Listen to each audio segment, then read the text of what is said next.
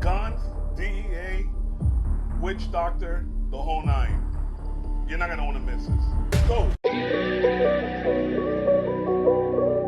Welcome to my channel, I'm NIKKI Blade, and this is The Story. Today we're bringing you a story that's a story that happened to me.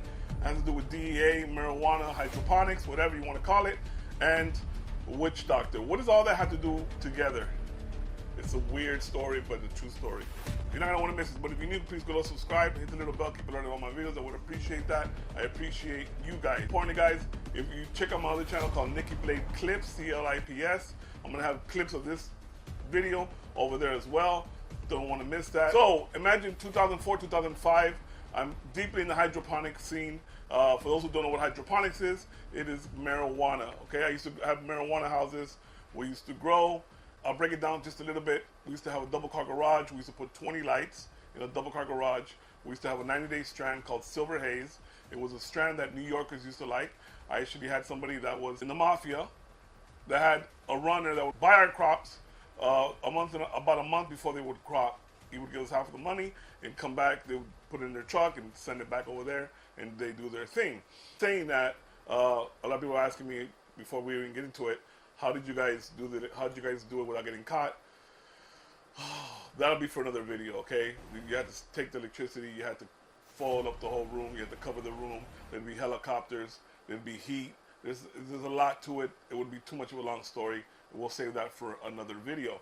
Let's get back to this. I was growing, and I was in my late 20s, something like that, and it was crazy. It was crazy time, you know, flashy cars, a lot of money, showing off my money. I was just being stupid, right? I'd go out every day and party with my friends, and one of these days I get home drunk, like always. I'd go upstairs, fall asleep, wake up 2, 3 in the morning to a gun to my head. DEA. I'm like, whoa, DEA. I'm busted, right? Didn't hear them come in or nothing. So just imagine that. Somebody come in your house, DEA, gun to your head. Can you just imagine that? It's crazy. So the guys are talking, and he says, handcuff him, we'll be downstairs. So I kind of thought, wait a minute, handcuff me. The guys go down there, and the one guy couldn't handcuff me. I'm like, wait a minute, this is not DEA. This can't be DEA. If this is DEA, they would have, all three of them would have handcuffed me, secured me.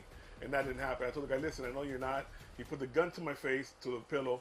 And I told him, if you're going to shoot, shoot. But I know you're not DEA. So finally, he finally handcuffs me.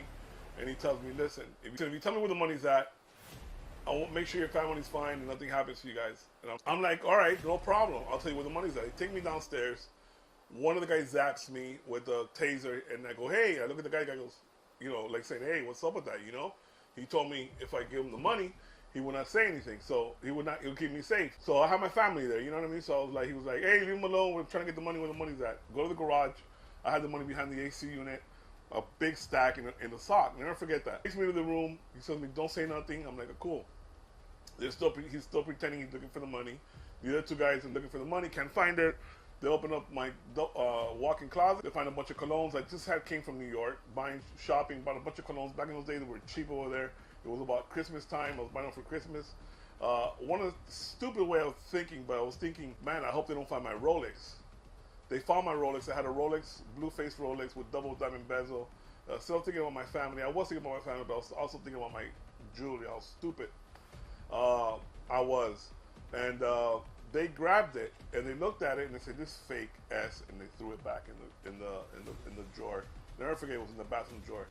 I was like, crazy. You know, one of the things that hurt me the most here was my daughter was about 5 years old. She peeks over, looks, and puts her head under again. She sees a bunch of guys with badges and guns, and that really, really hurt me out of all things, you know. As a matter of fact, never even really mentioned that to her for years after. So, guys, I don't condone none of this stuff.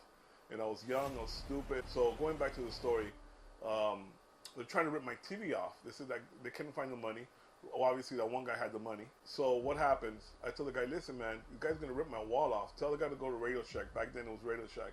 Buy the cord, it's $20, and pull the TV off. So he tells the guy, they put the TV in the front door. Finally, they just leave, right? One of the guys stays back and says, listen, I want to tell you something. Don't take it personal. This was just business. And somebody around you told me told me about this lick. I'm like, all right. I'm just happy nothing happened to my family. I was happy, you know. I'm here showing off, and this is the results of me showing off being young and being stupid. They ended up leaving the TV in the back because back then those TVs were really heavy, right? It was a flat screen, but still. They left it. They had radios and everything. This was prepared. I don't know how they got in, but they did it. They did it. So I'm like, okay, all this happens, 5, 6 in the morning already. I didn't want to tell anybody, I'm thinking, is it one of my friends? All of a sudden, a bunch of my friends pull up, never forget, with machine guns, bulletproof vests, knocking on my door, what's up, what's up? I go, what's up? I had told like 2 people. And these are close friends of mine that were in the business with. And they were like, we heard what happened, how come you didn't tell us? Let's go find out who they are. At this point, I don't trust anybody. You know, I go, let's go find out who they are. Who do you think it is? I go, I think it's this one person. He goes, let's go. So we got in the van, we took off, we went looking for this one dude who wasn't home, just left it alone. So what I do is that I told them my own friends, hey, they robbed me for $85,000. It's a lie. They didn't rob me for $85,000. It was $7,500. The reason I said that because I wanted to get back to the street, so the guys that find out, even if it was one of my friends or something, I told them the story, the true story. Hey, one of the guys told me if I don't say nothing, nothing will happen to my family. So the word would get around, and eventually they would fight with among themselves. You know, I'm a Christian now, but you know why I say this? Because I don't believe in going to witch doctors, and over here they call them brujeros. But somebody went to a brujero and they asked them who they think it was. They said it was somebody that went to your house a week before with green eyes, and there was somebody that came to my house, my friend and his wife, and she had green eyes that are like ocean, like, you know, like the ocean blue, but these things were like green. It was just too much of a coincidence. I did a lot of business with him. I had brought him to my house 2 weeks before, big double-story house, brand new car. The result of showing off. And this is what happens, you know. So that's the story of the witch doctor. Don't believe in that, but the devil's a liar. You know what I'm saying? What do you get out of the story, guys? Or if anything, guys, crime doesn't pay. My family was involved, in danger. This is real stuff. You know what I mean? I regret all this stuff as well. I'm not proud of it, but you know, that's just a quick story. A quick story of my life, and there'll be a lot more.